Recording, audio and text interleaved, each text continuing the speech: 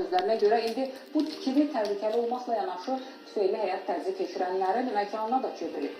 Əməkdaşlarımız aidiyyatlı qurumun mövqeyini öyrəniblər. Qəzalı binanın sakinləri köçürülsə də özü sökülməyib.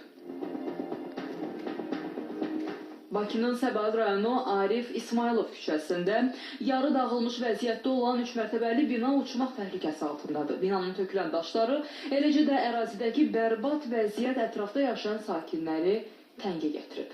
6-7 ildir sakinlərini köçürdüblər, qəzalı vəziyyətində idi. Sonra bizə gəldilər, dedilər, sizi də köçüdəcəyik. Sonra köçürtmədilər. Binanı gələk sökək. Mən də dedim, binanı söksəniz, mənim evim bərbad açıqda qalacaq, pis vəziyyətdə qalacaq. Bina sökülsə, mənim evim də gedəcək. Dedi, sən içəridə ola-ola, evində ola-ola, biz gələk binanı sökək. Biz də ona razılıq vermədik. İnan krisalar, bax nə işə xorlar, qumar oynayanlar, hamısı gəlirlər. Bax burada yay olanda, inan Allah'ın dura bilmirik biz burada.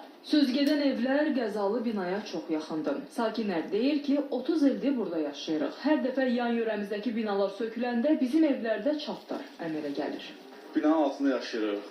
Hər dəfə külək əsəndə bizim başımıza ev sıxması, daşlar döşülür.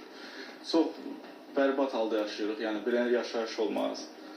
Yəni, gələn baxan yoxdur, bu iş necə olacaq, qorxu içində yaşayırıq. Hər gün, hər an ev başımıza uça bilər. Xüsusən də külək əsəndə binadan gələn üfunət, eləcə də vahiməli səslər bir-birinə qarışır.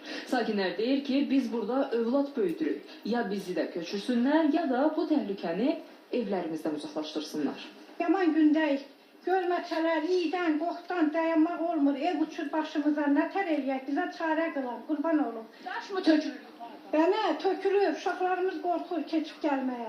Məsələ ilə bağlı Səbail rayon icra hakimiyyətindən Xəzər xəbərə bildirildi ki, Arif İsmailov 51 ünvanında yerləşən və texniki cəhətdən qəzalı vəziyyətdə olan yaşayış binasında yaşayan sakinlərin kompensasiya əsasında tam köçürülməsi təmin edilib. Həmin binanın ətrafında uzun illər öncə öz başına tikilmiş qanunsuz evdə yaşayan sakinlərin köçürülməsi ilə əlaqədar bir müddət əvvəl aidiyyəti üzrə müraciət olunub.